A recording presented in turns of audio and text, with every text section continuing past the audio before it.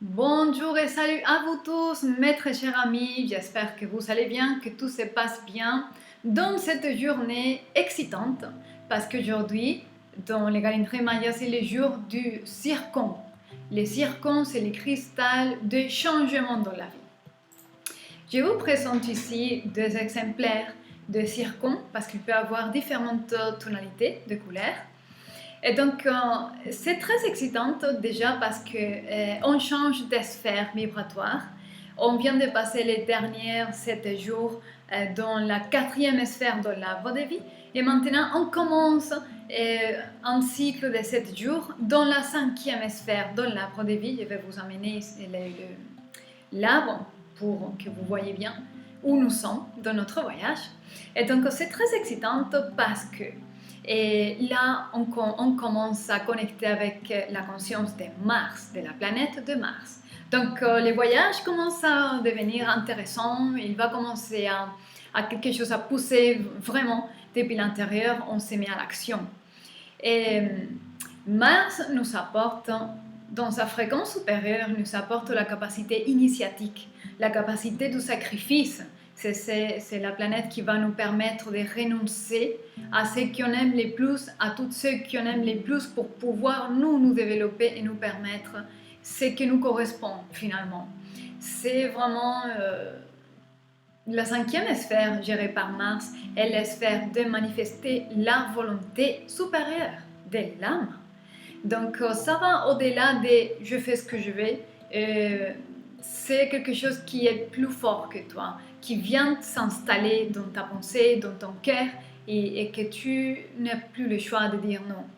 Ok? Et tu sais que c'est, même si paraît égoïste, égotique, même si peut paraître un peu paradoxal, contradictoire, en fin de compte, toute cette invitation qui vient d'une force plus grande que nous, c'est parce que c'est pour notre meilleure évolution. Ok, donc ça devient intéressant dans cet aspect-là. Changement de la vie, qu'est-ce qui se passe? Que tout change tout le temps. Rien que la planète dans son voyage gravitationnel autour du Soleil, elle change de position tout le temps, non-stop. C'est tout le temps. Mais le Soleil est également en train de changer sa position autour de son tour gravitationnel de l'étoile centrale galactique d'Alcyone. Et donc, tout dans l'univers, rien n'est statique, rien ne s'arrête jamais. Tout est en mouvement dans un flow perpétuel, continuel. Quel est le problème? Que tout est en train de changer tous les jours, à chaque moment. La position des astres change, la planète change, le soleil change, toutes les étoiles des 12 constellations autour de la Terre changent leur position. Et nous, que tout ça est encapsulé en nous, on résiste les changements. Et on s'attache et on s'accroche à ce qu'on a toujours été, à ce qu'on a toujours cru, tout ce qu'on a toujours fait, non seulement nous, mais nos parents, nos grands-parents, la société où nous sommes, de manière que la résistance au changement crée de la souffrance. C'est pour cela que les changements dans la vie viennent accompagnés d'une sorte de catharsis personnelle, une sorte de rupture avec certaines personnes, certaines situations. Parfois, les changements dans la vie nous amènent à des transformations douloureuses à l'intérieur.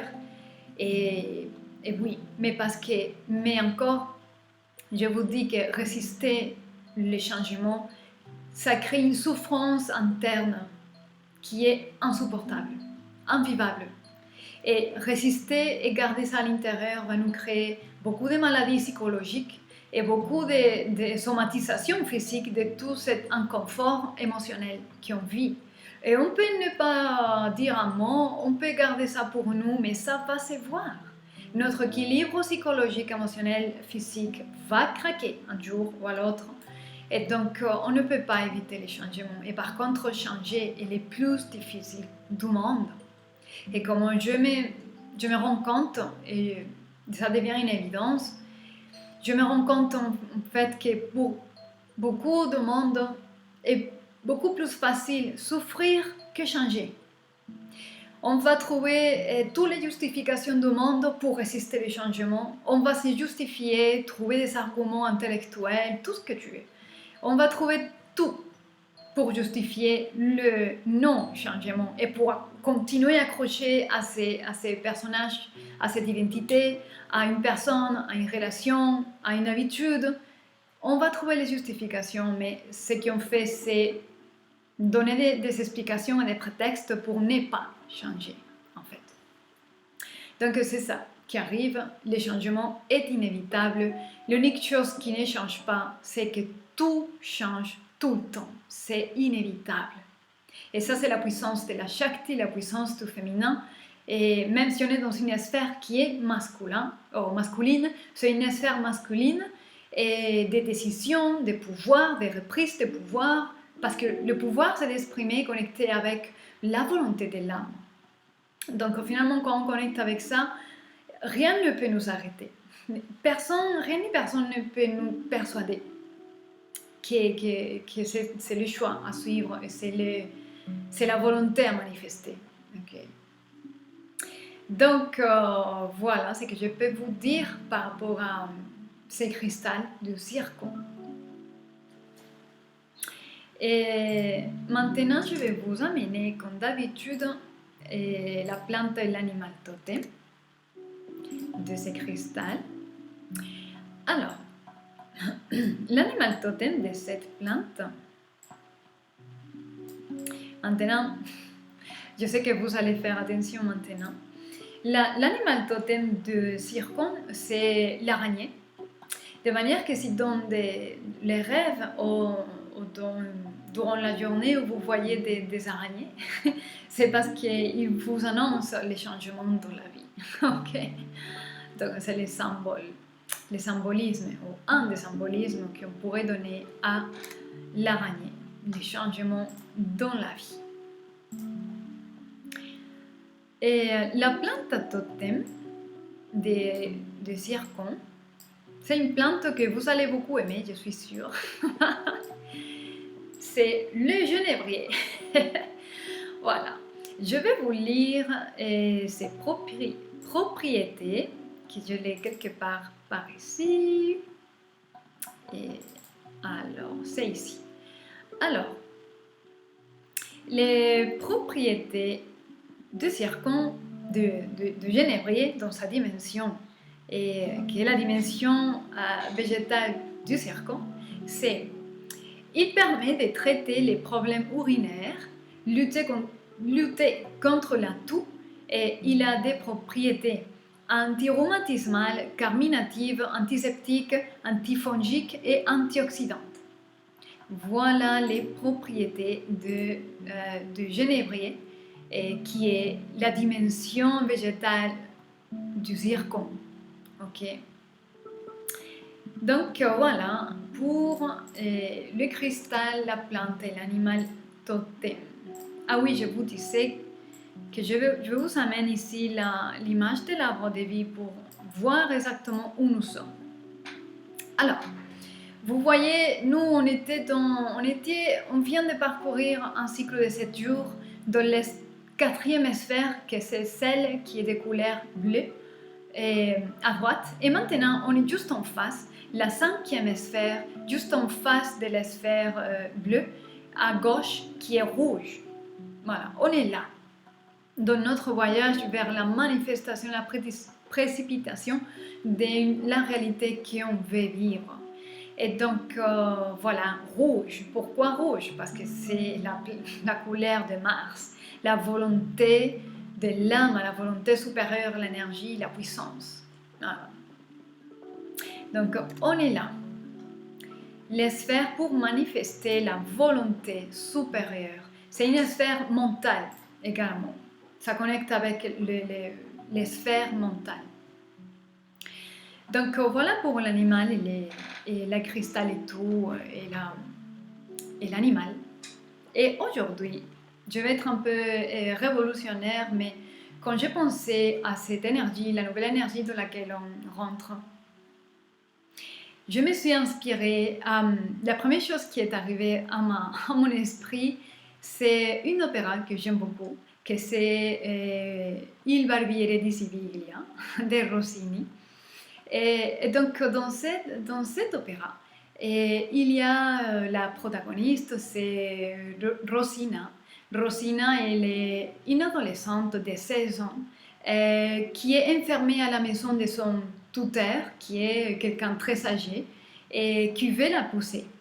Mais lui, il est très jaloux, donc elle est toujours enfermée dans une maison, elle ne peut pas sortir, elle n'est pas libre de tout. Et donc, elle n'est pas contente.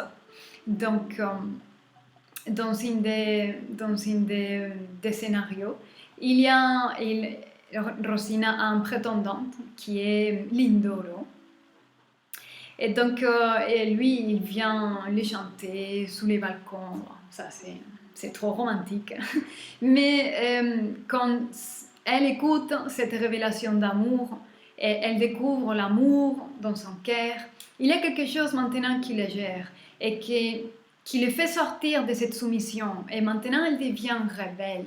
Elle ne peut plus rester comme ça, sous les ordres et la soumission de son tuteur qui veut le pousser, qui en plus pourrait être son grand-père.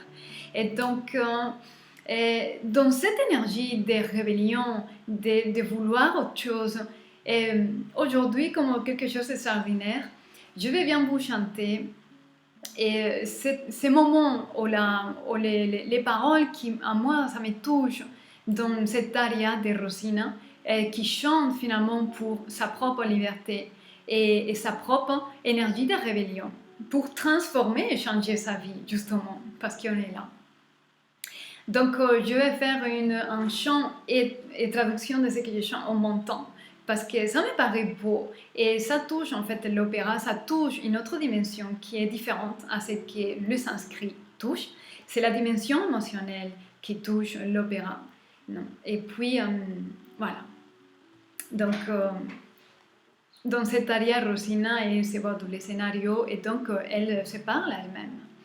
Et donc, elle se rend compte que dans son cœur, il y a quelque chose qui s'est rallumé et que maintenant, les choses ne peuvent plus tenir comme ça et elle est prête au changement parce que l'esprit de la rébellion et de l'action à autre chose s'est mis en place. Et donc, elle dit...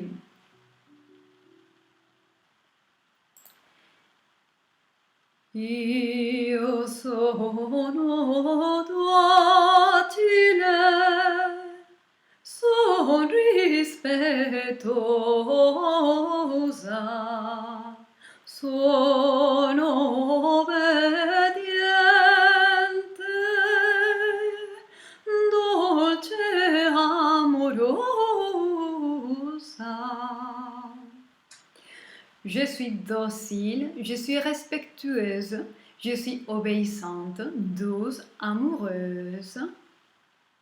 Mi lascio reggere, mi lascio reggere, mi fo guidar, mi fo guidar.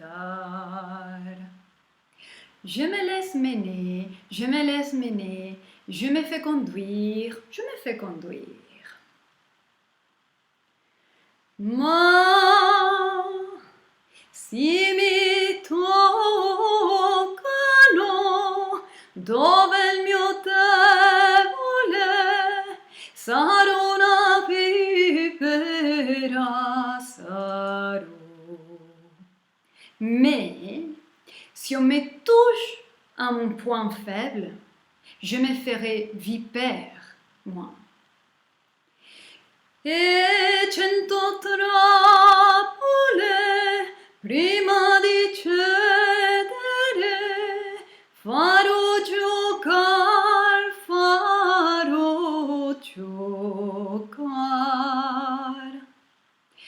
Et avant de céder, je mettrai en jeu une centaine de machinations. Voilà les chants de Rosina, que je pense que je vais chanter encore tout de suite parce que c'est tellement beau.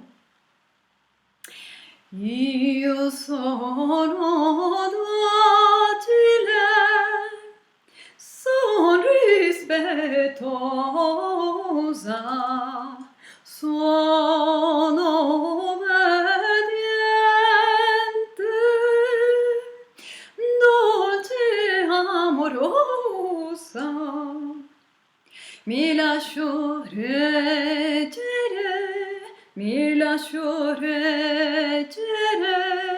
mi fo guidar, mi fo guidar. Ma si mi toccano dove il mio debole, sarò una vipera, sarò in 100 trappole, prima di cedere, farò giocar.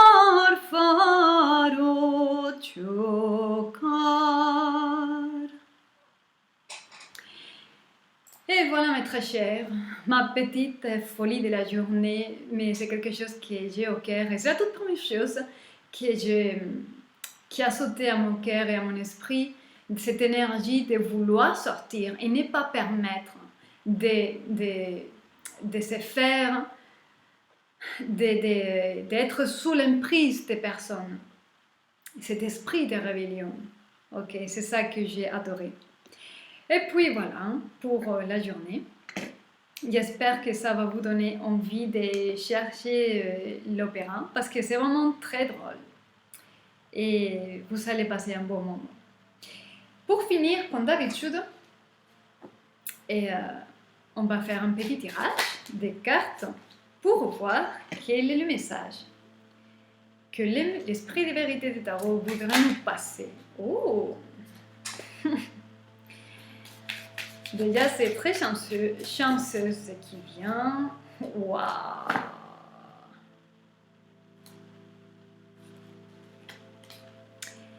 Alors, mes très chers, comment pourrais-je dire ça? Je ressens ici...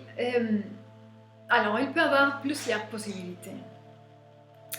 Dans ces trois cartes, avec les cartes que je vais passer, il y a quelque chose me dit au cœur que certains parmi vous qui venez d'une relation amoureuse, si vous pensiez que quelqu'un vous avait oublié ou que vous pensez qu'une relation était déjà morte, mais il semble que non. Cette personne va encore revenir pour vous demander une nouvelle opportunité parce que cette personne a compris que vous êtes leur soleil. Vous êtes leur soleil et ils ont besoin de cet amour que vous pouvez l'apporter à cette personne. Donc, c'est une reconnaissance, une clarté, comme le soleil. Et ils vont venir reprendre, essayer une nouvelle opportunité avec vous. Parce que les mémoires et les souvenirs qu'ils sont avec vous, ça les empêche de pouvoir vous quitter et vous lâcher comme ça. Qu'est-ce que je suis en train aussi de voir? Je vis que cette personne va laisser en arrière certaines choses qui étaient nécessaires. Et si je te dis que si cette lecture résonne avec toi, par un hasard, et tu es en train de regarder cette vidéo avec moi, c'est parce que cette personne devait faire un travail sur lui. Et il avait possiblement des choses à faire, des choses à lâcher, et des toxicités, des anciens cycles fermés, des anciens cycles, et il devait faire un boulot et dire non à certaines choses qui étaient impossibles d'amener dans les nouveaux cycles avec toi. Donc cette personne est en train de faire le boulot. Donc si ça ne se manifeste pas tout de suite, c'est parce que la personne est en train de faire le boulot. Mais regarde encore les deux cartes. Il y a cette personne, l'ermite, là, elle s'est rendue compte avec sa lumière de sa conscience que toi, tu es le chemin qui les conduit à la lumière. C'est le chemin le plus élevé. Et c'est là où il est guidé. Il est guidé, il ne peut pas arrêter de penser à toi. Voilà.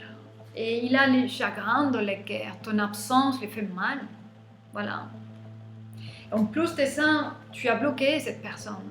Tu as mis des barrières, tu l'as bloqué. Cette personne, il est malheureux. Voilà, cette personne, il est malheureuse.